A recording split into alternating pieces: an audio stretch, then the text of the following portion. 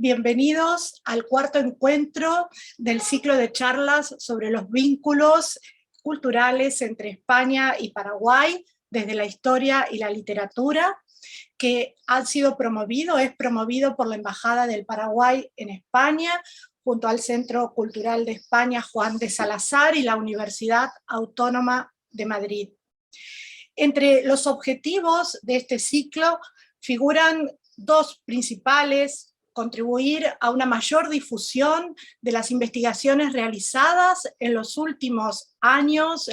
por estudiosos y académicos españoles acerca de los vínculos culturales hispano-paraguayos y poder apreciar la importancia de esos vínculos para el Paraguay y para las relaciones entre ambos países. En este encuentro tendremos el gusto de escuchar y de conversar en torno a dos investigaciones a cargo de los historiadores Pilar Callao Vila de la Universidad de Santiago de Compostela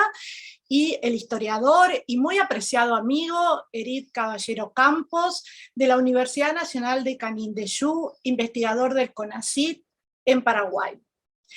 La primera exposición estará a cargo de la profesora Pilar Callao Vila y se titula Matías Alonso Criado o la diplomacia transnacional.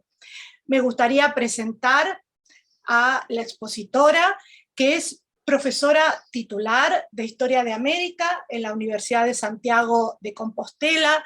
Realizó sus estudios de licenciatura y de doctorado en la Universidad Complutense de Madrid y se doctoró en 1990 con una tesis titulada Participación económico-social de la inmigración gallega en Montevideo, 1900-1970, que mereció premio extraordinario de la universidad. Entre las líneas de investigación que ha venido desarrollando a lo largo de su extensa trayectoria académica, destacan las relativas a los movimientos migratorios y a las relaciones culturales y diplomáticas entre España y América. En la actualidad, es responsable de una línea de investigación en torno a esas temáticas en el grupo de Histamérica de la Universidad de Santiago de Compostela, del que es coordinadora y que ha dado lugar a una docena de tesis doctorales. Sus numerosas publicaciones referidas a los movimientos migratorios entre Galicia y América siguen siendo referencia citada hasta ahora. En el ámbito de las relaciones culturales y diplomáticas entre España y América, entre fines del siglo XIX y primera mitad del XX, además de otras publicaciones, ha coordinado varias monografías y actualmente trabaja en un proyecto acerca de la dimensión transnacional de las relaciones entre España y América en el periodo de entreguerras. Ha realizado numerosas estancias de investigación, estadías científicas en países de América como Uruguay, Costa Rica, Ecuador. Como profesora invitada ha impartido cursos de posgrado, de doctorado y de másters en universidades españolas como la Universidad de Huelva, la Universidad de La Coruña. En Portugal ha impartido cursos en la Universidad Portucalense de Porto y también impartido cursos en otras universidades latinoamericanas como la Universidad de San José de Costa Rica, la Universidad de la República en Uruguay, la Universidad de Río de Janeiro. Bueno, Pilar, con mucho gusto te escuchamos con toda nuestra atención e interés. Muchas gracias, Liliana. Un placer compartir esta jornada de hoy organizada por la Embajada del Paraguay en España, el Centro Cultural Juan Salazar y la Universidad Autónoma de Madrid, sobre este tema que de alguna manera pues, ha formado parte de las preocupaciones investigadoras de todos los que en los días anteriores y también hoy estamos aquí. Bueno, a mí se me encarga que aborde el tema de Matías Alonso Criado o la diplomacia transnacional, que realmente fue el título que yo le di a una contribución incorporada a un libro colectivo con la gente de mi proyecto de investigación y que fue publicado en 2018. Ese libro que la verdad estoy contenta porque fue objeto de muchas reseñas en revistas científicas, de la publicada en la revista Astórica del Centro de Estudios Astorganos, a la que particularmente le interesó mi contribución por cuanto Matías Alonso es un personaje históricamente célebre en la comarca Maragata. Destacó en aquel momento que, a pesar de que la inabarcable figura de Matías Alonso había sido abordada por otros estudiosos con anterioridad, mi investigación era la primera que se había orientado a esta dimensión transnacional, un término que actualmente todos conocemos bien porque por ahí van los tiros de muchas investigaciones en tantos campos de la historia, ¿no? No era, por cierto, la primera vez que yo me acercaba a la figura de Alonso Criado, aunque en las anteriores lo había hecho más bien en su dimensión de líder étnico, ¿no? Pero realmente esta perspectiva transnacional se justifica por cuanto la actividad de este personaje se amplió a varios países latinoamericanos, como voy a tratar de exponer, y además lo hizo desde el punto de vista de la diplomacia formal, por un lado, en unas ocasiones, y desde el punto de vista de la diplomacia paralela o diplomacia informal en otras oportunidades. De modo que contribuyó de manera importante no solo a la intensificación de las relaciones entre los países americanos que le ocuparon y España, sino también de los propios países latinoamericanos entre sí, cuestión que me parece importante. En aquella contribución de 2018 a la que vengo aludiendo, que en realidad estuvo basada en una multiplicidad de fuentes primarias y secundarias, varios fondos de archivos diplomáticos de diferentes países, bibliografía referente al personaje, a su contexto, obras publicadas por el propio Matías Alonso, pues yo exponía prácticamente siguiendo casi que una trayectoria biográfica, pues cuáles habían sido las razones que lo condujeron a emigrar al Río de la Plata, cuáles fueron sus primeras actividades en el Uruguay, cuál fue su primera actividad diplomática, primero como consejero o asesor jurídico de la legación española en Montevideo y luego como cónsul del Paraguay en Madrid y como cónsul del Paraguay sucesivamente y en determinados momentos a la vez del Paraguay en el Uruguay, de Chile en el Uruguay y de Ecuador en el Uruguay, es decir, una capacidad de trabajo y de representación que cuando menos llama la atención, ¿no? Pero esta actuación polifacética de quien fue posiblemente uno de los personajes más conspicuos de la inmigración española en el Río de la Plata en las últimas décadas del siglo XIX y primeras del XX, se debió a que Matías Alonso, como yo decía en aquella contribución de 2018, fue un verdadero corredor de fondo y que en la mayor parte de las oportunidades, sin negar su capacidad de trabajo, no dio puntada sin hilo. Es decir, todo lo que hizo lo hizo por algo y persiguiendo algún fin que en oportunidades era un fin colectivo y en otras oportunidades no dejaba de ser un fin guiado por su propio interés particular de carácter individual. Ahora bien, como abordar la trayectoria de este personaje pues resulta, por el tiempo por el que disponemos, pues prácticamente imposible en coherencia con el tema central que aquí nos reúne hoy, voy a centrarlo fundamentalmente de manera exclusiva a su quehacer con relación al Paraguay o su quehacer con relación al Paraguay y España, que es realmente el tema de este ciclo. Y bueno, enseguida que digo de manera exclusiva ya me tengo que corregir porque es difícil hablar de Matías Alonso en exclusiva en algún aspecto porque todos ellos están íntimamente relacionados, ¿no? Esta actividad en distintos países coincide además con la multiplicación de tratados bilaterales que se estaban firmando en aquel momento y prácticamente el nacimiento de lo que llamamos una diplomacia en el sentido moderno, pero en la que en muchas oportunidades digamos, el papel personal que jugaron algunos de sus actores tuvo que ver más incluso que la propia dimensión de carácter institucional. El tema de la relación de Matías Alonso con el asunto de las relaciones hispano-paraguayas no ha sido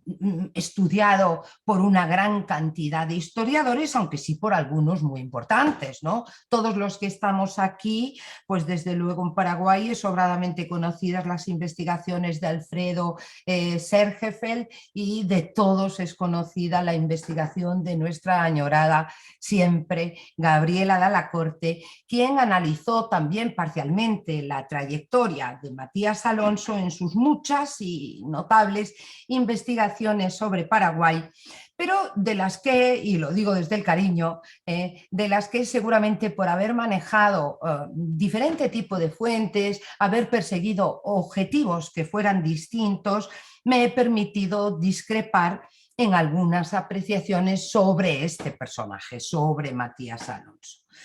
Alonso Criado llega al Uruguay en 1874, cuando tenía 22 años de edad, era realmente muy joven, pero ya disfrutaba de un flamante título de abogado y de doctor en Derecho por la Universidad de Valladolid y contaba sobre todo con el aval de Emilio Castelar, político preeminente de la Primera República, de quien llevaba una serie de recomendaciones. Se me ocurre que de alguna manera fue esto que Hugo Biagini ha llamado un inmigrante de calidad, ¿no? Bueno, como si el resto de los inmigrantes no lo fueran, pero vamos a ver, me estoy refiriendo a que portaba pues, un nivel educativo y cultural pues, muy superior a el del conjunto generalizado de los inmigrantes, como estos que llegaron precisamente tras caer la Primera República. Las redes de paisanaje, que para los que estudiamos migraciones sabemos que movilizan muchísimo las actuaciones de los propios migrantes, le llevan primero a establecerse en la ciudad fronteriza de Colonia do Sacramento, porque allí había muchos maragatos y muchos maragatos importantes además, y fue allí donde llevó a cabo sus primeros emprendimientos de carácter profesional, hizo incluso algunos pinitos literarios, le apasionaba la literatura, pero con honestidad, por lo menos en la poesía, no me parece que fuese muy brillante, sin ser yo ninguna especialista, y también realizó varias colaboraciones en la prensa local y en la montevideana, pero lo más importante fue que se vinculó a la ya por entonces joven pero ya poderosa Asociación Rural del Uruguay, y su relación con esta entidad gremial le llevará a articular una serie de contactos que a la larga o incluso a medio plazo le iban a deparar un montón de oportunidades. Nunca desdeñó ninguna. Una de estas relaciones tempranas establecidas desde Colonia fue la que estableció con el explorador español Juan de Cominges,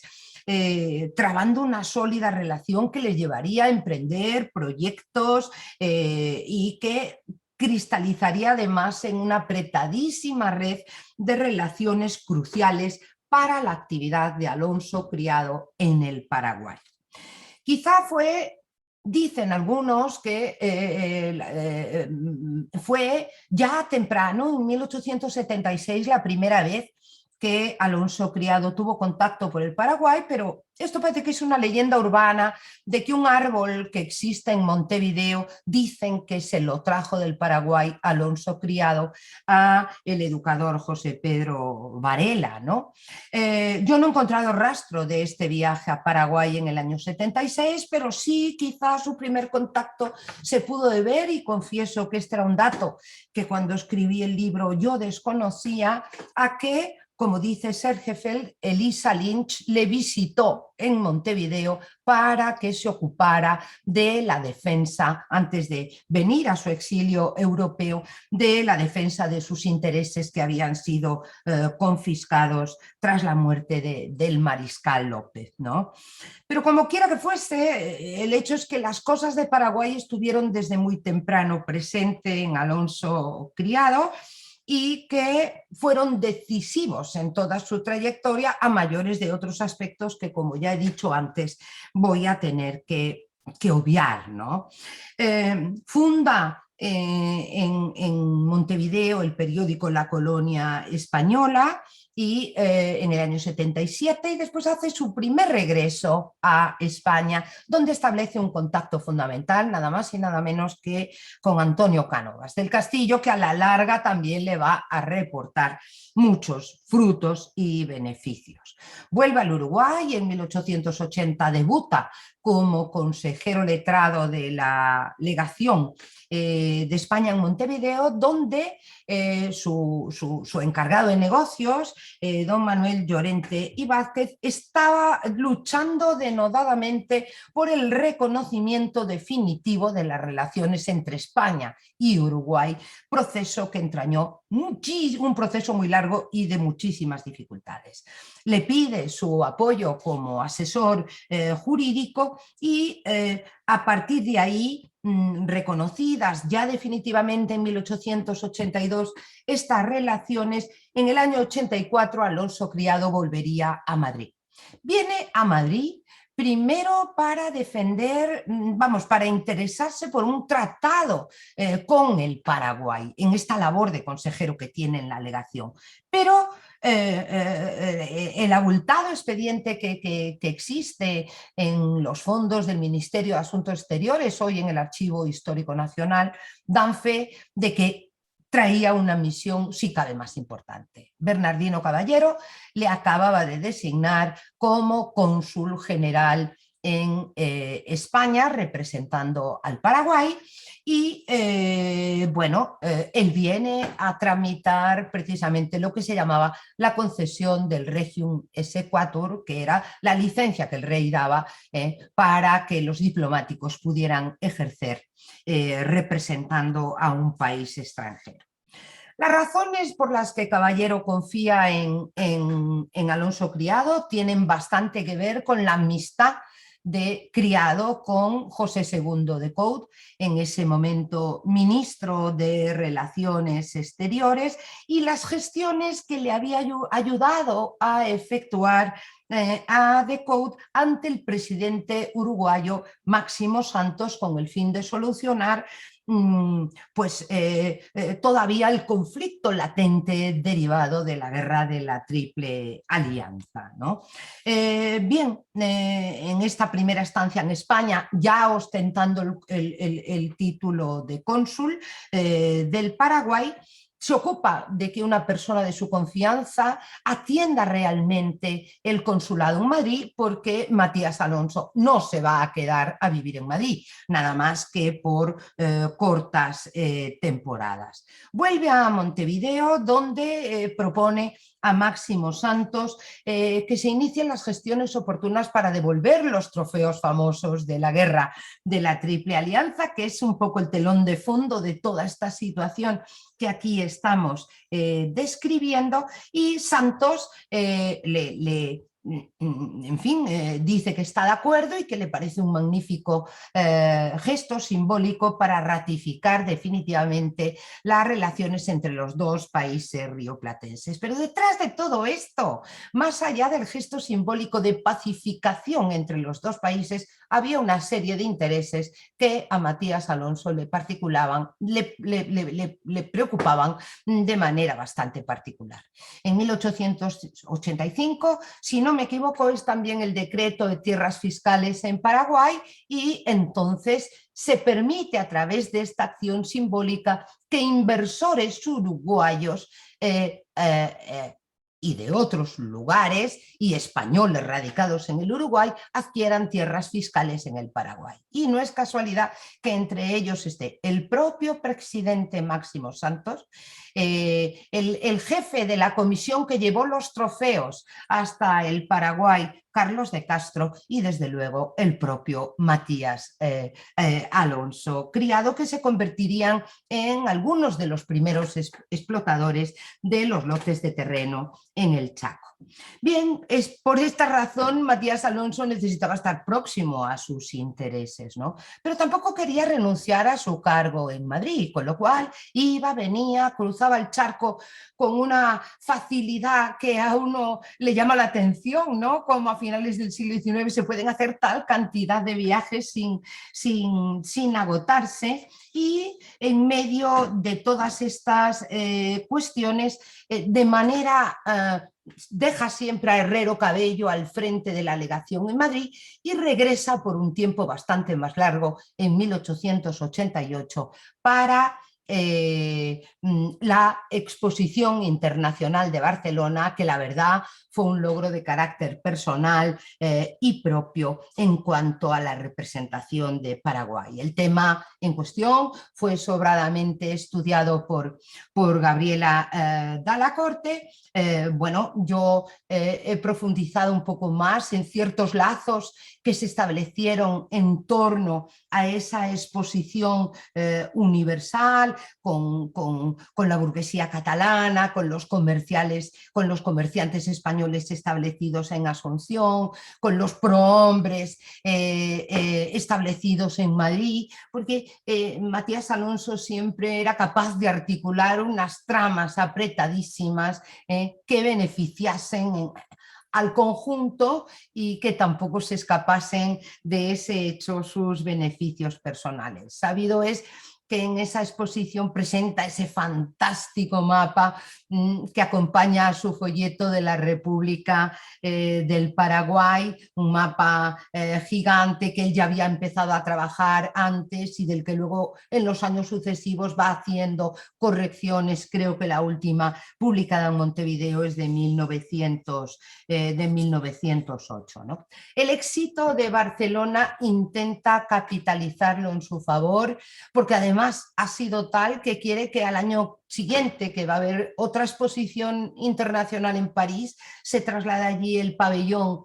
paraguayo para que coseche el mismo éxito. En Barcelona además se ha preocupado de establecer contactos comerciales para el tabaco paraguayo, para la yerba mate,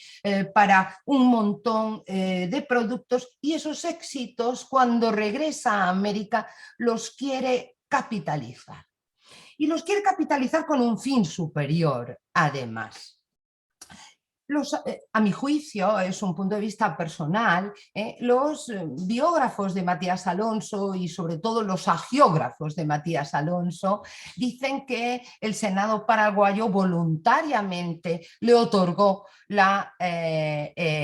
ciudadanía, pero en realidad cuando uno lee con detenimiento los papeles que obran en el Ministerio de Relaciones Exteriores de Asunción, es Matías Alonso quien lo pide. Él pide que en pago a todos sus servicios, Barcelona, las intensificaciones comerciales, etcétera, etcétera, se le dé la naturalización, porque su aspiración era superior. Él quería ahora ser nombrado representante del Paraguay en el Uruguay, pero con cargo de ministro plenipotenciario, no de cónsul. y por lo tanto, para ser ministro plenipotenciario necesitaba tener la ciudadanía paraguaya. El Senado solo le concede la ciudadanía honorífica, no la que, en fin, la que le daría todo ese derecho para ejercer de ministro, ¿no? En fin, eso no obsta para que sea nombrado cónsul en Montevideo, sumando esa representación a la que ya tenía en Madrid, y imposible relatar aquí su gestión en relación con el Uruguay, porque es que, bueno, es extensísima y de un alcance y de una profundidad pues realmente extraordinaria, ¿no? Y por seguir con su cuestión paraguaya, su verdadero punto de mira, como yo también le titulé en otro trabajo anterior, pues cabe decir que que sigue viajando a Asunción con frecuencia desde Montevideo, y que también sigue viajando a Europa para representar los intereses paraguayos. Pero bueno, en Asunción es conocido su viaje de 1891, donde coincide con su paisano Rafael Calzada, otro líder étnico de la comunidad española en Buenos Aires, que además un viaje que depararía tantas ventajas para el propio Calzada, que llega a casarse con Celina González Peña, la hija de en ese momento el presidente del Paraguay, y sin embargo en 1892, y es bastante curioso, no viene a España representando al Paraguay en los actos del cuarto centenario del descubrimiento. Es curioso, falta Paraguay en esta presencia centenarista de fines del siglo XIX. Esgrime, el gobierno paraguayo lo había designado para que estuviera presente en la Rábida, en todos los fastos centenarios, pero sin embargo él pone la disculpa de que se encuentra mal de salud. Verdad o no, no le impide esos motivos que esgrime de salud participar en los actos del cuarto centenario, que sí se celebran en Montevideo, pero el hecho es que no viene a España. No viene a España porque él está muy pendiente, no puede venir a España porque está muy pendiente de sus intereses en ese momento en el Paraguay. De hecho, en esos años venía trabajando en el proyecto que ya también ha sido estudiado por varios autores, de la implementación de los salesianos de la orden salesiana en Paraguay, que también, a mi juicio, siempre ha sido visto como, bueno, Matías Alonso, que trajo a los salesianos. Ojo, pero es que detrás del asunto de los salesianos hay un intrincadísimo operativo, yo diría que a tres patas, entre poderes fácticos y poderes reales del Paraguay, del Uruguay y de las relaciones del propio Matías Alonso, que revelan una trama de una profundidad pues muchísimo mayor que la que y de mayor importancia que la que habitualmente se le ha dado, ¿no? Derivados de esta trama hay nombramientos religiosos, nombramientos de carácter político, es decir,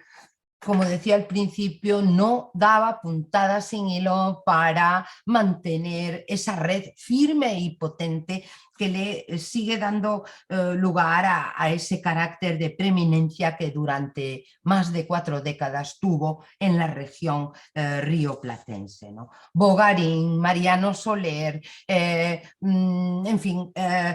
personalidades de distinto tipo se vieron metidas en esa trama a la que aludo, ¿no? Voy acabando porque, claro, es que durante este tiempo pues no ha lugar a que mencione sus actividades filantrópicas tanto en el Paraguay como en su tierra natal en España, que vienen menos al caso, pero realmente él operaba como una especie de ministro paraguayo en Montevideo, ¿no? Aunque no lo fuera. Y su señora, doña Adolfina Martínez de Alonso, era casi como la primera dama de esa especie de embajada, donde recibían personalidades importantes, hacían actos filantrópicos en favor del Paraguay en momentos concretos, ¿no? Se inicia el siglo XX y todavía va a tener algunas oportunidades Matías Alonso de volver a España en relación a las cosas del Paraguay. Una, en 1900, al Congreso Social y Económico Hispanoamericano de Madrid, un hito fundamental en el cambio de las relaciones entre España y los países latinoamericanos. En otra oportunidad donde él se mostró como el mejor panegirista de la prosperidad paraguaya, y cuando vuelve a América, digo América porque tiene una pata en Asunción, otra pata en Montevideo y está siempre fluctuando, se ve envuelto, y no hay tiempo aquí a explicarlo, en los sucesos revolucionarios de Paraguay de 1904, en el que se le acusa, él dice que falsamente, de haber colaborado en intrigas políticas, etc. El caso es que bueno, sus argumentaciones sirven de poco, y él, antes de ser puesto en solfa delante de un país al que quería sin duda al Paraguay y del cual había ostentado una representación, renuncia a su cargo y devuelve la patente para no seguir actuando como cónsul en Montevideo. Y dice: mi intención es salir como entré, con la frente alta y las manos limpias. Bueno, limpias en términos políticos, por lo menos quería salir a ese paso. A otros niveles, pues yo creo que todavía queda por profundizar más en el personaje, ¿no? Después de haber servido durante tanto tiempo al Paraguay, todavía en 1911, en otro viaje que hace a España, intenta ser nombrado de vuelta encargado de negocios en Madrid ad interim, porque creo que era Machain quien ocupaba la legación en Madrid, y entonces él dice: no, nómbreme a mí, y trae una carta patente del gobierno paraguayo, que ha vuelto a confiar en él. Se dirige al Ministerio de Exteriores en Madrid, que además estaba en ese momento de ministro García Prieto, que era astorgano como él, paisano, y le dice: bueno, aunque ya sé que existe una norma que prohíbe a los españoles ejercer en suelo español como representante de otro país, yo te ruego que... pero García Prieto, además en un momento que se está organizando un instituto diplomático y consular en España, le dice que no se puede saltar a la torera esa cuestión, por muy paisanos que sean, y no consigue esa representación. Pero como era tozudo y pertinaz, todavía en 1920, apretando mucho las cosas, cuando realiza su último viaje a España para representar al Paraguay en el Congreso Postal que se celebra en Madrid, todavía consigue que lo nombren consejero honorario de la legación del Paraguay en Madrid, porque, bueno, era el país de todos los que había representado con el que tenía relación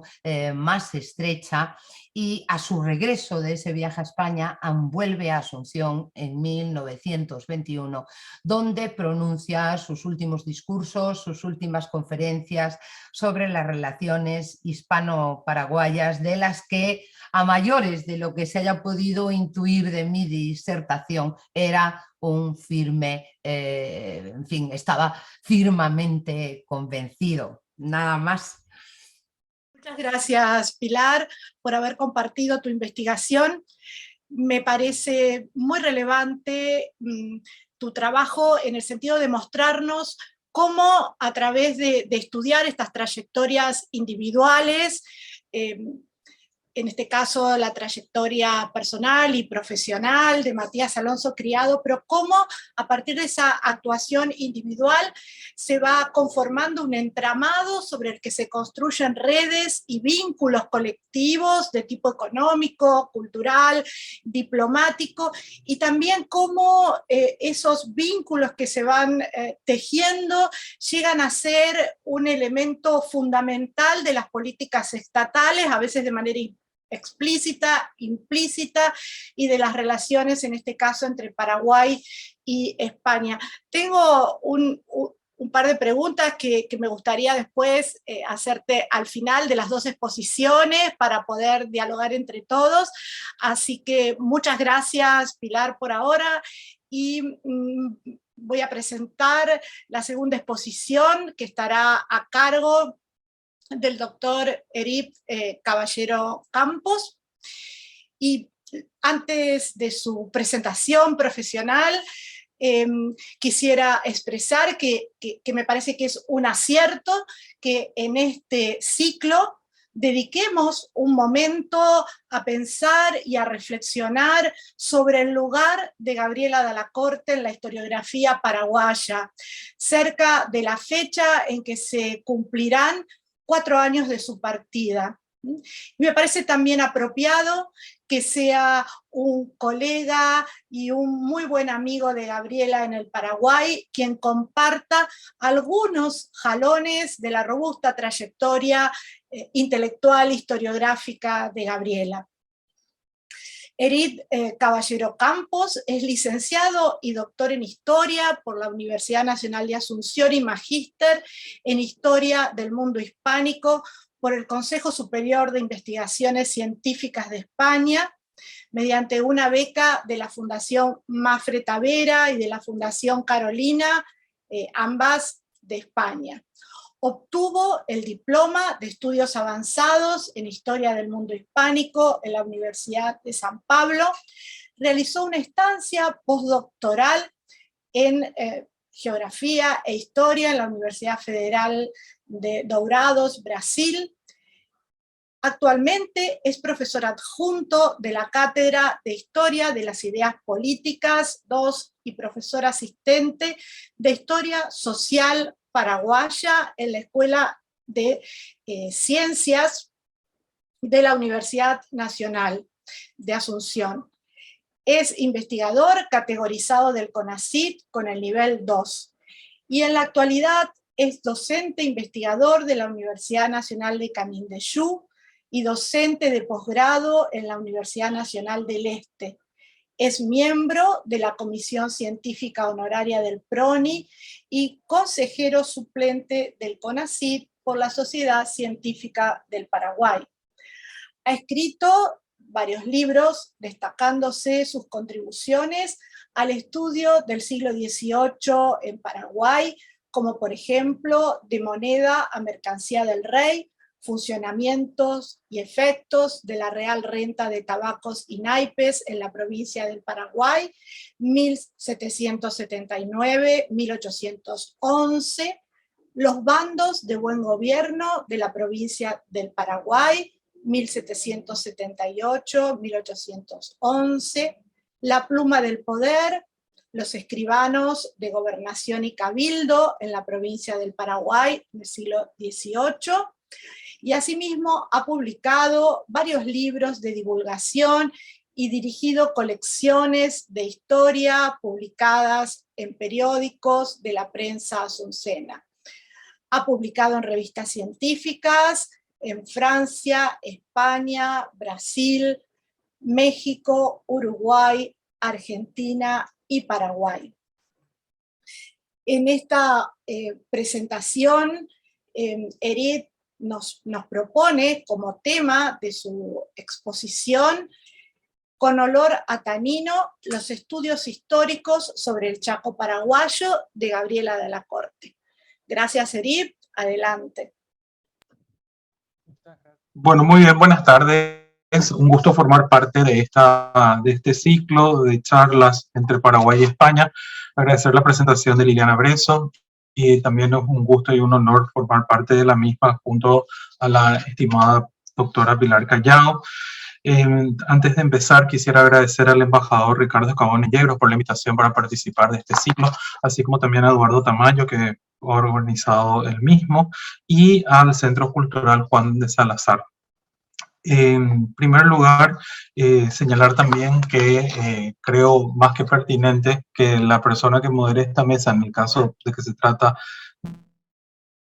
de estudiar, recordar la labor y el impacto de la obra de Gabriela Dalla Corte, sea también la doctora Liliana Bresso, una persona que nació también en Rosario y que se ha dedicado gran parte de su vida profesional a estudiar al pasado del Paraguay, punto de denominación común que tienen con Gabriela Dalla Corte. Entonces, en primer lugar, como ya lo ha señalado Liliana, no tengo la suficiente distancia objetiva para realizar un estudio despersonalizado sobre la obra de Gabriela Dalla Corte, pues ella fue mi profesora y también compartimos una larga amistad. El resultado de este vínculo profesional ha sido un desarrollo de un proyecto financiado por la ESID en el 2010 que tuvo como resultado la publicación de varios trabajos y la realización de jornadas tanto en Asunción como en Barcelona con la participación de docentes de la Universidad Nacional de Asunción y la Universidad de Barcelona. Por lo tanto, desde ese vínculo profesional y de amistad a lo largo de los años, vengo a realizar algunas consideraciones sobre uno de los aspectos de la extensa e innovadora obra historiográfica, pues la labor incansable de Gabriela,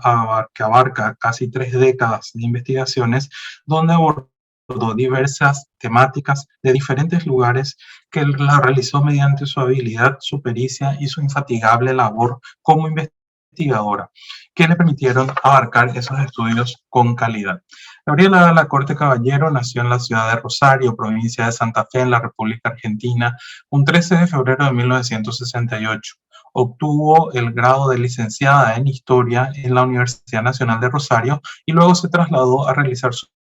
estudios de doctorado en Historia en la Universidad de Barcelona, donde lo obtuvo en 1999 y al año siguiente su doctorado en Antropología.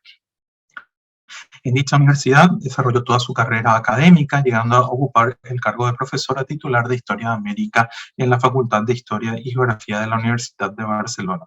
Entre sus áreas de trabajo se pueden mencionar educación, ciudadanía y construcción del Estado Nacional, así como migraciones y relaciones socioeconómicas entre España y el Cono Sur sudamericano, y en particular, en ese marco, el estudio sobre el Gran Chaco y la actuación también en los últimos años estudió los últimos años de su vida, la actuación de los paraguayos en la Guerra Civil Española en carácter de brigadistas. Fue miembro de la Asociación Española Americanista y falleció en Barcelona un 24 de diciembre de 2017 a los 49 años de edad. Gustavo Garza, en una nota publicada en una revista,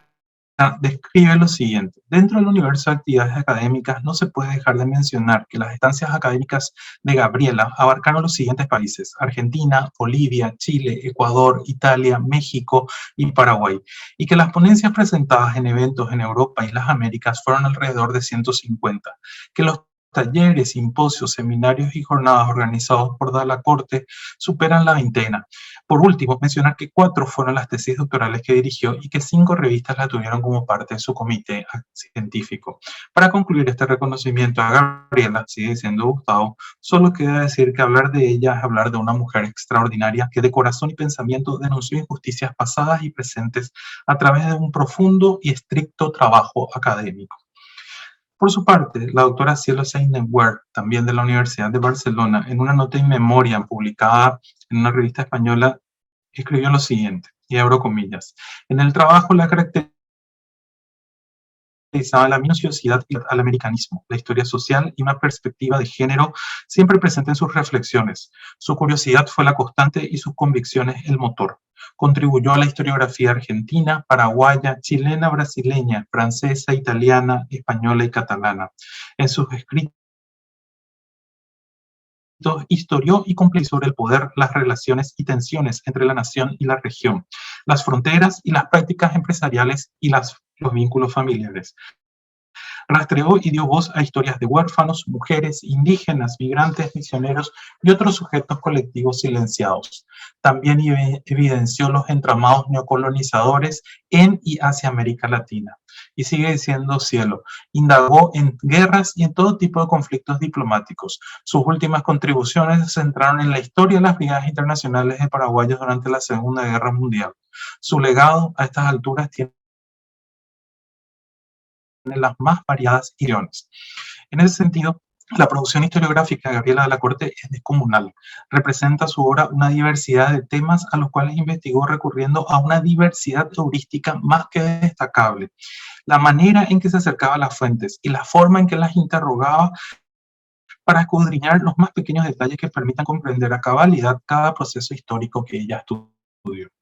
Gustavo Garza clasifica las temáticas de la obra de Gabriela y las establece a través de una pequeña cronología.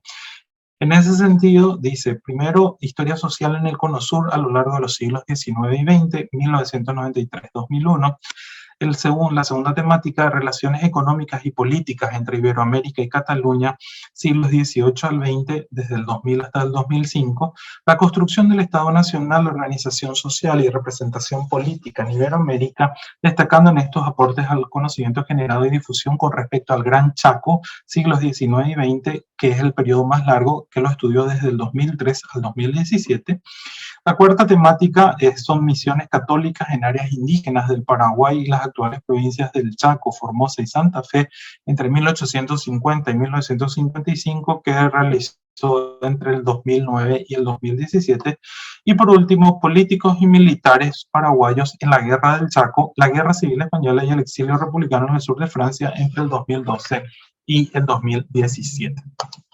Esta primera etapa de sus trabajos se centra en su Rosario natal y se enfoca en temas sumamente novedosos, como es el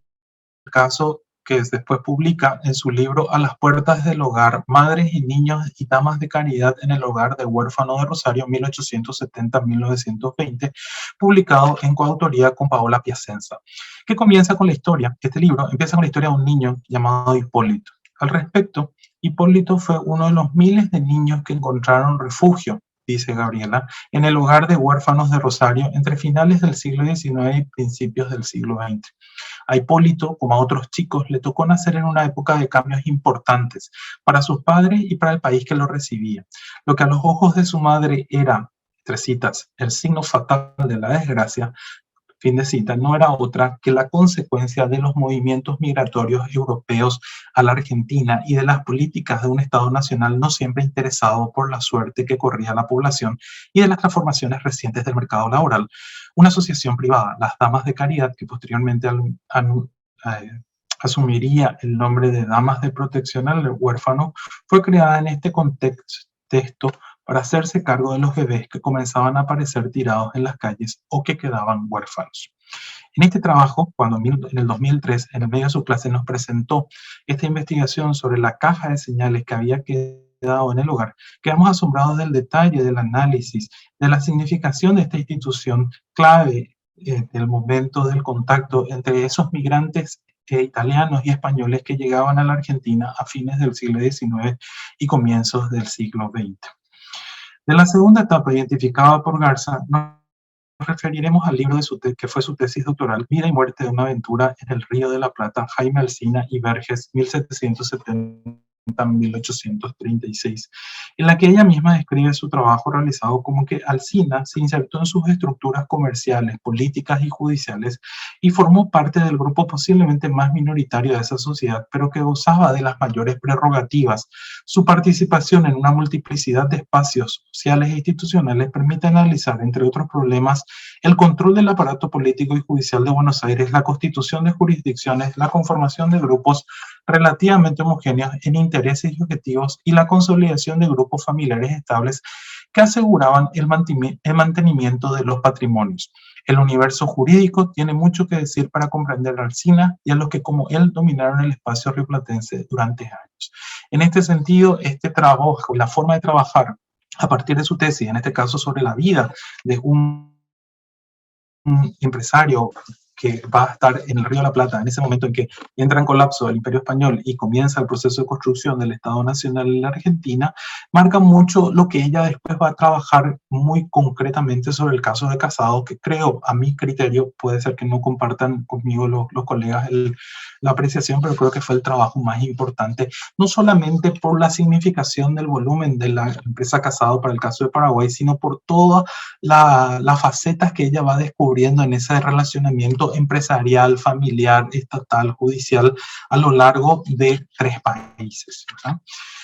La tercera temática, que justamente se abarca en ese momento, en el periodo identificado por Garza, más prolongado, y que fue el más prolongado en la obra de Gabriela, es la que el autor denomina construcción del Estado Nacional, organización social y representación política, que es la que nos vamos a referir más adelante. En cuanto a los trabajos sobre las misiones católicas en áreas indígenas, debemos mencionar y queremos destacar 2 libros que ella publica, uno en el 2012 y el otro en el 2014. El del 2012 se titula Mocovíes, franciscanos y colonos en la zona chaqueña del Santa Fe, 1850-2011, el liderazgo de la Mocoví Dora Salteño en la colonia Dolores. Todo este espacio chaqueño nos interesa, dice Gabriela, porque la orden franciscana, de la cual hablaremos aquí para entender a los Mocovíes de la colonia Dolores, organizó en términos religiosos aquella diócesis de Santa Fe, incluyendo el norte santafesino, así como los territorios nacionales de Formosa y el Chaco. Sigue diciendo de la corte, como veremos aquí, a inicios del siglo XX, los aborígenes Tobas y Pilagas del territorio chaqueño paraguayo se incorporaron a las misiones franciscanas del Tacaglé y de Laichí, ambas misiones creadas en el territorio nacional de Formosa, con el objetivo de captar a los guaycurúes y convertirlos en argentinos. Estos indígenas prefirieron pasar al sur del río Pilcomayo durante los años de preparación de lo que sería la guerra del Chaco y quedar en manos de la orden franciscana. En ese sentido, es sumamente interesante ese abordaje que hace Gabriela, que llegó incluso a consultar los archivos del Vaticano, aparte de los archivos religiosos, tanto en Argentina, en Paraguay o en España mismo, donde ella va marcando principalmente para comienzos del siglo XX en una zona en conflicto, una zona supuestamente desierta, despoblada, como era el Chaco, tanto para el Estado argentino, el Estado paraguayo o el Estado boliviano, los vínculos con la iglesia y cómo las misiones, en este caso religiosas, servían a los fines del Estado. También eso va ella a retomar con el caso del estudio de los salesianos y la empresa Casado en el caso paraguayo. En el otro libro que hace esta temática es el que se titula San Francisco de Asís de Laichí, Sensibilidades Tobas y Franciscanas en una misión indígena, que fue publicado por Ediciones Prohistoria de Rosario en el 2014, en la que ella hace referencia a la labor de los franciscanos durante el siglo XX entre los pueblos tobas de la provincia argentina de Formosa, que era fronteriza con el Paraguay en pleno territorio chaqueño. En cuanto a la última temática, que es la de políticos y militares paraguayos en la guerra del Chaco, más en la vinculación con la guerra civil española y el exilio republicano en el sur de Francia, que trabajó los últimos 5 años de su vida, la Corte comenzó a investigar sobre una diversidad de fuentes de las más variadas que permiten vincular nuevamente al Paraguay, a la Argentina, a España y en este caso también a Francia y de alguna manera a Alemania. En un artículo publicado en 2014, ella analiza el periodo previo a la Guerra del Chaco y el rol de la legación de Chile en la oferta de becas de estudio a oficiales paraguayos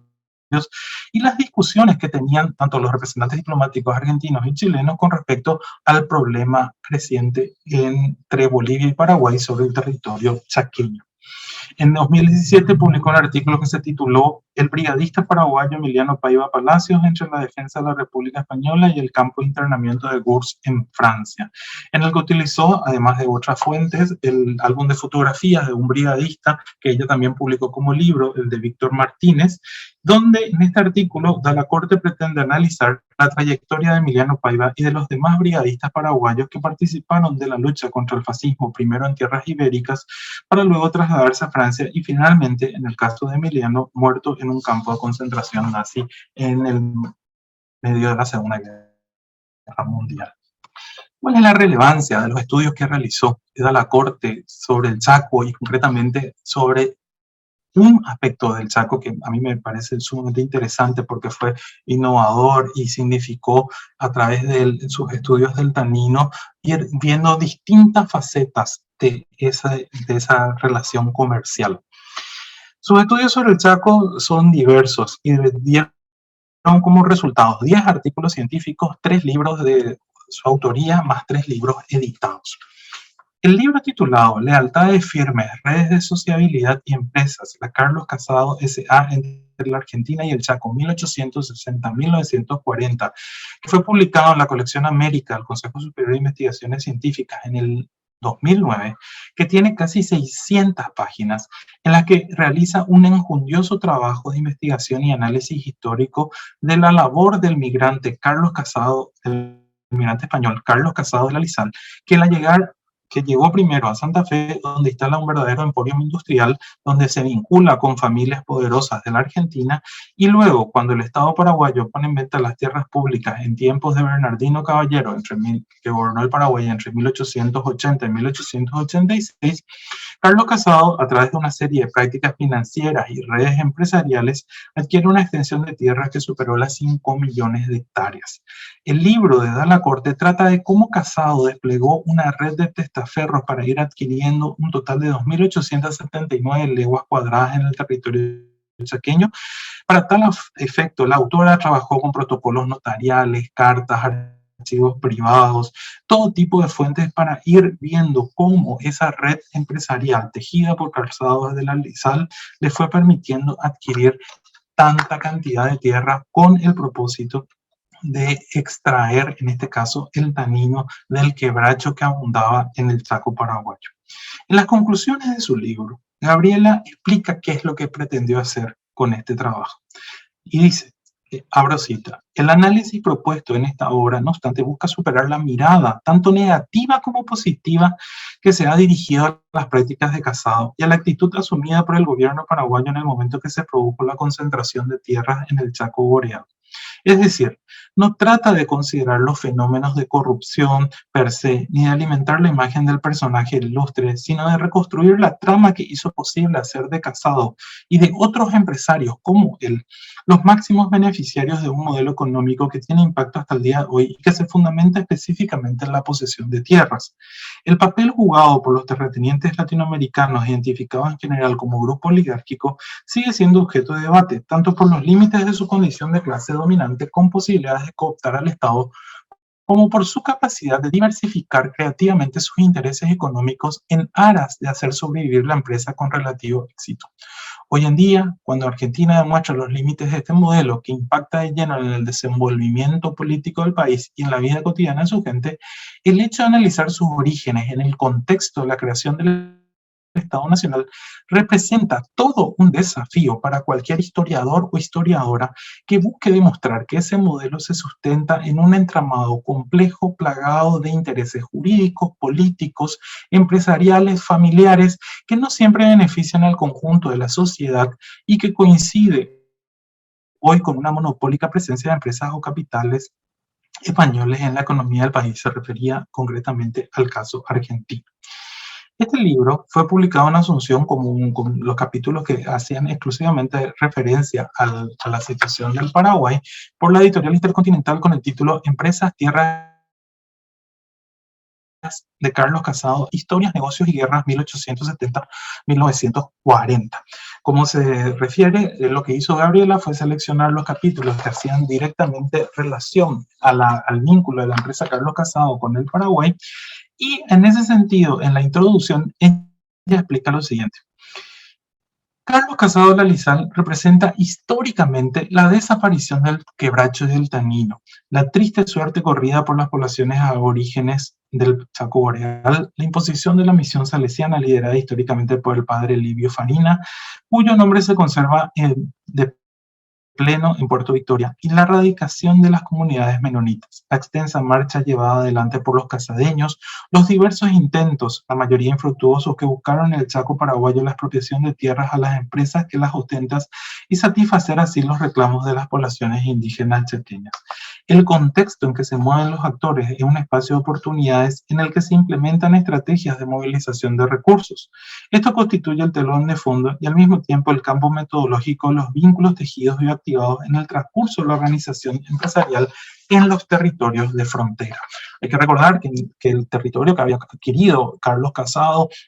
era un territorio que estaba en disputa entre el Estado boliviano y el Estado paraguayo, y de alguna manera el hecho de que Carlos Casado invierta en esas tierras y haga productiva esas tierras que había adquirido era de una forma de ejercer soberanía para el Estado paraguayo en esa disputa con la vecina Bolivia. Entonces, eso es lo que va haciendo también Gabriela al ir explicando cuáles eran los roles, cómo se sentían los casadeños, qué pasó con Puerto Casado cuando se viene la guerra. Esto de alguna manera también se puede complementar con el trabajo que hizo con las fotografías del médico rosarino Carlos de Santis, que fue un médico argentino que fue voluntario en la Guerra del Chaco y que dejó un registro fotográfico espléndido de la primera etapa del conflicto, que también fue editado por Gabriela y que le permitió también acercarse un poco a la realidad de Puerto Casado, en este caso como cabeza de puente del ejército y del Estado paraguayo en un conflicto internacional. Pero además de estos libros con respecto a la extracción de tanino, publicó varios artículos en los cuales va estudiando la relación del quebracho y el extracto de tanino y su comercialización y cómo vinculaba dicho producto al Paraguay con España, no solo porque la empresa que extraía el tanino era de capital originario español, sino porque había negocios derivados, como el caso de la empresa que fue inaugurada por el yerno de Casado, Pedro Pablo del Corral y Tomé, más conocido como tercer vizconde de Oña, que fundó a comienzos del siglo XX la fábrica de extractos curtientes en el Pueblo Nuevo de la ciudad de Barcelona. La empresa se dedicó desde sus inicios a la fabricación del extracto tánico derivado de la madera del quebracho. En el Pueblo Nuevo barcelonés adquirió 3 manzanas entre las calles Perelló, Carril, Vidal y Valenciano, así como el Paseo del Calvel, mientras el despacho fue establecido sobre la calle Lauria número 9. En este artículo ya va analizando el rol que tiene esta empresa que se proveía del tanino que era exportada por la Carlos Casado, que era la empresa del suegro, y cómo el señor Corral iba generando todo un mercado, no solamente dentro de España, sino a lo largo de toda Europa, de este extracto que producía. Posteriormente, también, ya que mencionó Pilar anteriormente el rol de Matías Alonso en la Exposición Universal de Barcelona de 1888, Gabriela escribió un artículo que se llama El descubrimiento del quebracho y la Exposición Universal de Barcelona de ese año, en el que se dedica a analizar los trabajos del profesor de la Escuela de Ingenieros de Montes, Castel y Clemente, quien presentó los resultados de sus investigaciones en dicha exposición y lo que permitió, dice la Corte, gracias a la Exposición Universal de 1888, a la ciudad de Barcelona se convirtió en el centro de producción de tanino del árbol de quebracho para la curtición. El proyecto científico de Castel y Clemente acompañó la instalación en la ciudad de Barcelona de la gran empresa Sociedad Anónima de Extractos Tánicos. Otro texto que complementa sus estudios con respecto al tema del tanino fue el que publicó en el 2015 en la revista Brocar con el título Quebracho paraguayo y extracto tánico para la curtición, la revista barcelonesa La piel y sus industrias. En este texto ella se refiere a una revista publicada en Barcelona que fue fundada también por el yerno de Carlos Casado de la Lizal y que tenía por propósito la revista difundir todo lo referente al arte de curtir, a los modelos de casados y todo lo relacionado con el arte del cuero. Es decir, Gabriela a lo largo de todos estos años estuvo trabajando como punto en común el tanino que era extraído del Chaco paraguayo, transportado hasta Europa, en este caso hasta Barcelona, y de ahí convertido, industrializado y nuevamente comercializado. Entonces, es sumamente interesante cómo ella va vinculando esas redes empresariales con los vínculos familiares y las influencias políticas en los estados sudamericanos, que además se vinculan con conflictos, en este caso internacionales, intercambios diplomáticos. Entonces su obra adquiere una trascendencia para diferentes aspectos del pasado, no solamente del Paraguay, sino que de toda la región. Para ir concluyendo, esta presentación es breve sobre el aporte de la de la doctora Gabriela Dalla Corte que permitan, ojalá más adelante, una profundización sobre su labor y sobre una continuidad de sus estudios. Todos sus trabajos tienen como denominador común, los que hemos presentado, al tanino, un conector como conector principal, que nos muestran la habilidad de una investigadora incansable y detallista como Gabriela, quien a través del tanino va escudriñando en esas redes familiares, en esos vínculos empresariales, en el desarrollo técnico, en las relaciones diplomáticas y en los conflictos internacionales, que va entrelazando el Paraguay con España, pasando por Argentina, y que nos permite ver facetas poco conocidas de nuestro pasado común. Dalla Corte, que siempre destacó en sus conferencias su origen paraguayo por el lado de su querida madre Zulma, ha sido una gravitante impulsora de los estudios paraguayos en la península ibérica. Gravitación que continúa hoy con los investigadores que formó y que trabajan sobre temas derivados de ese pasado común y que mantienen encendida la labor empezada con tanto esfuerzo y vigor por Gabriela, y que sin ninguna duda seguirán aportando al conocimiento de esa historia compartida entre España y Paraguay y que fue vivida a lo largo, a ambos lados del Atlántico, por quienes fueron de aquí para allá y principalmente por quienes vinieron de allá para acá. Muchísimas gracias. Muchísimas gracias, Erich, por tu rica exposición sobre los trabajos históricos de Gabriela Dalla Corte y por la evocación afectuosa de su trayectoria personal y profesional. Tengo unos brevísimos comentarios para ambos expositores y unas también muy breves preguntas. Me gustaría resaltar en el caso del trabajo de Pilar, cómo esta perspectiva transnacional y cómo este estudio de las individualidades nos ayudan a entender mejor la acción diplomática del Estado paraguayo entre finales del siglo XIX y comienzos del siglo XX. Sabemos que la acción diplomática tenía limitaciones propias de la posguerra y que esas limitaciones se manifestaban, entre otros aspectos, en el pequeño plantel de funcionarios del Ministerio de Relaciones Exteriores y en el reducido servicio exterior. De hecho, la legación en Europa, a cargo de Eusebio Machaín, era una legación que estaba costeada, digamos así, por la propia fortuna o por la propia fortuna de Machaín, ¿no? Sabemos que esta realidad, estas limitaciones, recién comenzaron a revertirse en los años 20,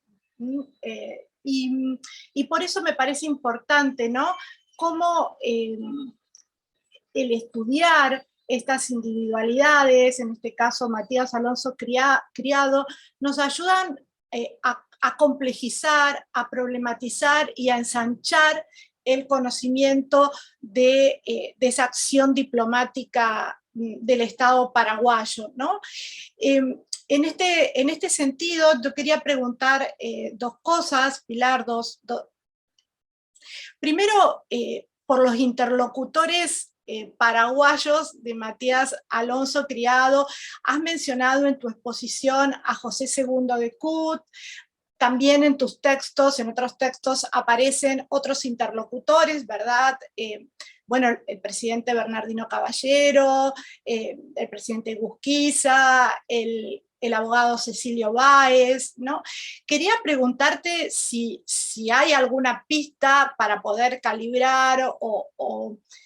reconstruir, ¿verdad? Esas relaciones con esta élite política y cultural paraguaya de entre siglos XIX y XX. Y también en esa misma dirección, ¿qué repercusiones, o si has podido calibrar las repercusiones que tuvieron los escritos, ¿no?, de Matías Alonso Criados en relación al desarrollo paraguayo de esos años? Me refiero a los escritos sobre el cultivo del café en Paraguay, sobre las perspectivas de la vitivinicultura en Paraguay, ¿no? O sea, ¿qué recepción pudieron haber tenido? ¿Cómo quienes leyeron esos textos, ¿no? En relación a esa élite política y cultural paraguaya. Y lo segundo que quería preguntarte, quizás ya un poquito separado de esta línea pero de esta línea de tu exposición, pero sí respecto a las expresiones hispanistas, ¿no? De Matías Alonso Criado, que, bueno, yo solamente he leído algunas cartas que Matías Alonso Criado le envía, por ejemplo, a Rafael Altamira, poniéndose a disposición previamente a su viaje, diciéndole, bueno, lo que usted necesite, puede contar conmigo aquí en Montevideo, ¿no? Quería preguntarte si esa pista la has seguido, y también si en algún momento has tenido has establecido alguna vinculación también con Adolfo Posada, que sí estuvo en Paraguay en vísperas del centenario de la independencia y que de hecho nos legó un precioso libro sobre la República del Paraguay, ¿no? Entonces, bueno, serían esas dos inquietudes que me ha suscitado tu valiosa exposición. Muchas gracias, Liliana, porque veo que has seguido muy atenta pues la apretada exposición en la que obligadamente pues, ha sido necesario omitir muchas cosas. En primer lugar, reconocer con toda honestidad que la dimensión de Alonso Criado no he podido todavía abarcarla en toda su totalidad, porque el trabajo realizado hasta el momento ha sido fundamentalmente, casi fundamentalmente, no exclusivamente, con fuentes oficiales, es decir, con fuentes de los archivos diplomáticos que antes mencioné, en el caso de Paraguay,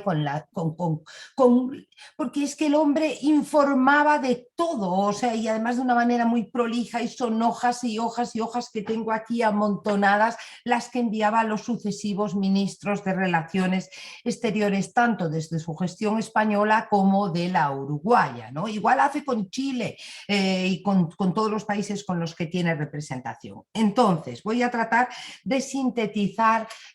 acerca de lo que me preguntas. Bueno, al hilo de esto, lo que no he podido todavía ver, que quizás sea lo más sustancioso, es el archivo personal de Matías Alonso que tienen sus descendientes en Montevideo, porque, bueno, era una propuesta precisamente de mi último viaje a Uruguay en 2020, pero luego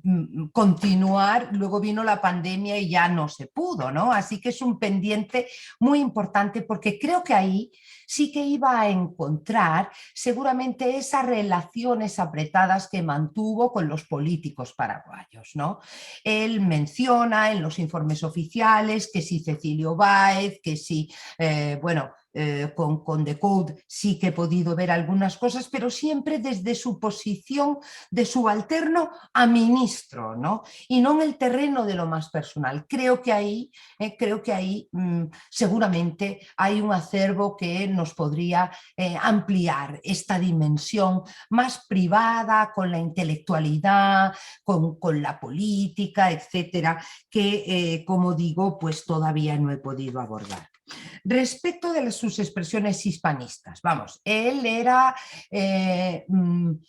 hoy diríamos, aunque salvando los contextos, que era un verdadero nacionalista español. Es decir,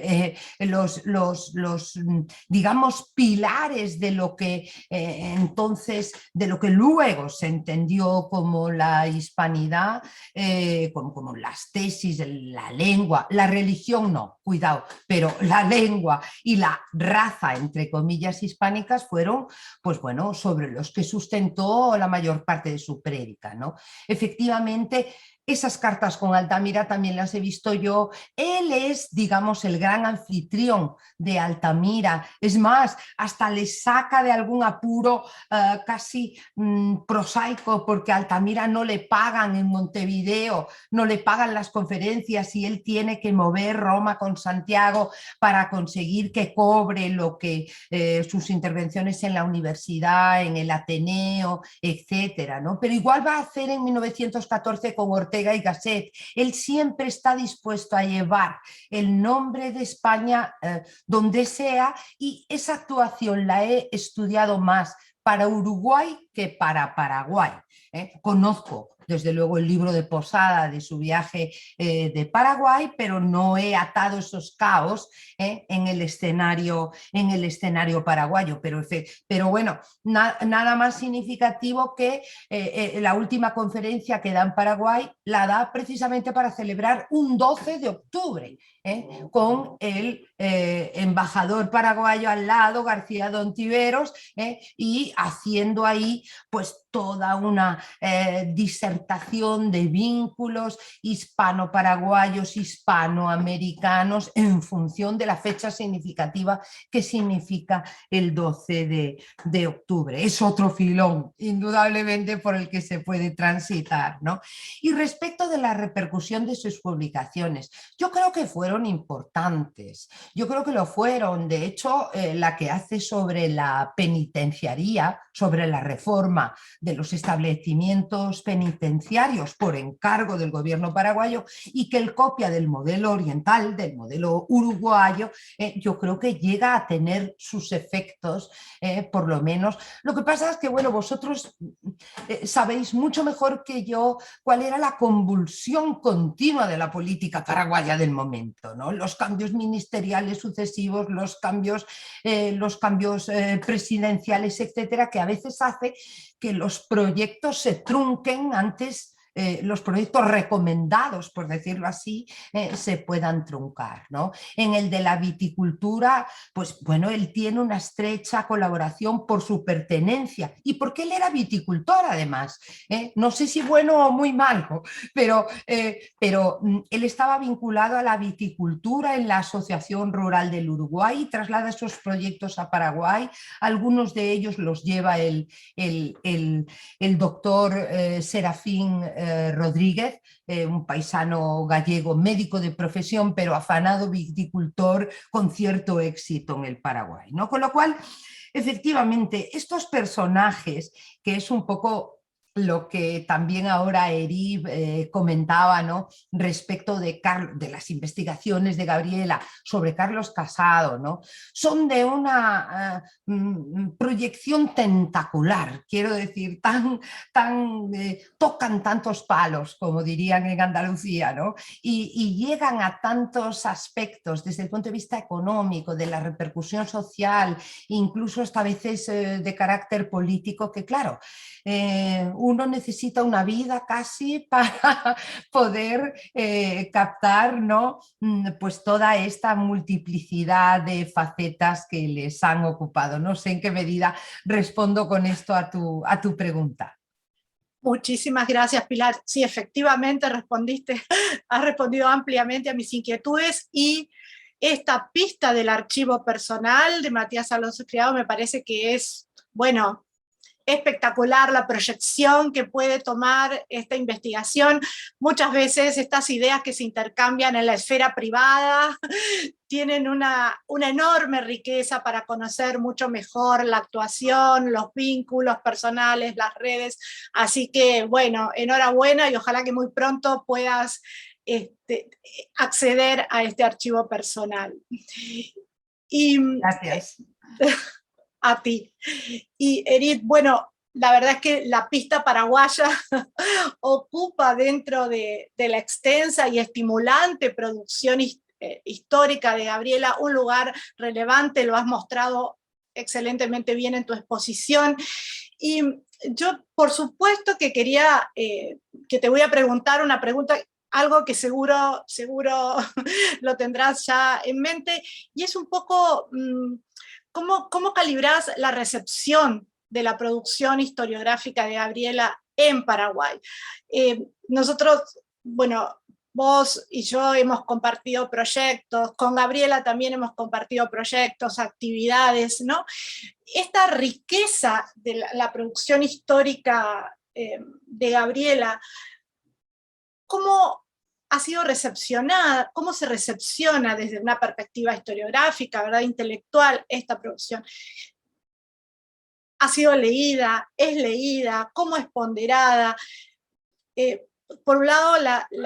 todo lo que ha sido el conflicto chaqueño y la guerra del Chaco es uno de los nudos historiográficos, ¿verdad?, paraguayos. Bueno, ¿cómo calibrás esta producción histórica de Gabriela en ese contexto intelectual, historiográfico? Bueno, muy bien, gracias por la pregunta, Liliana. Y vos conocés mejor que nadie la realidad del campo historiográfico en Paraguay, ¿verdad? O sea, hay como dos tendencias y creo que una de las características que tenemos en los últimos años es que el conflicto del Chaco y todo esto que conlleva una historia económica está un poco abandonado, ¿verdad? Entonces, es como que si bien se conoce la existencia, porque justamente los libros fueron publicados y editados por la editorial Intercontinental. Creo que, por ejemplo, el que más impacto ha tenido fue el libro, que es lógico, más allá incluso de los historiadores profesionales, el libro de De Santis sobre las imágenes de la guerra. Creo que si Gabriela es reconocida más allá del ámbito estrictamente histórico en Paraguay, creo que es por ese libro. Eh, Después creo que los que hacen historia económica y que han trabajado de alguna forma historia social tienen que hacer una ineludible referencia a su trabajo, pues todo el caso de Carlos Casado. Yo en mis clases de historia social uso un capítulo de su libro justamente para el tema de las ventas de tierras públicas, que me parece sumamente interesante, y usábamos eso con los alumnos, ¿verdad? Pero vuelvo a insistir, en nuestro caso, lamentablemente, salvo justamente el embajador Escabone y unos cuantos más muy contados, son los que estudian realmente todo ese conflicto del Chaco y todo lo que significa el Chaco. Ahora, no sé cómo en el caso de los antropólogos, cómo leen y cómo usan los textos y las contribuciones de Gabriela, porque aparece, ¿verdad?, todo este contexto del vínculo de la empresa con el Estado y los pobladores indígenas en el momento y toda la conflictividad de la tierra, ¿verdad? Entonces, pero que es algo ineludible para quien quiera tomar un trabajo en serio sobre el tema chaqueño y todo lo que significó eso, sobre todo por toda esa faceta interesante e incluso para el desarrollo. Cuando nosotros hicimos hace ya unos años atrás una historia de la industria, por ejemplo, fue ineludible el trabajo de ella, ¿verdad? Porque también justamente creo que esa es la riqueza que tiene su libro sobre el tema del tanino, ¿verdad? Porque ella incluye cosas como hasta la publicidad, cómo se llevaba, cómo se presentaba todo este tema del tanino como un invento y como una técnica necesaria y útil, ¿verdad? Bueno, muchísimas gracias, Eri. De mi parte, volver a agradecerles esta participación en este cuarto encuentro de este ciclo.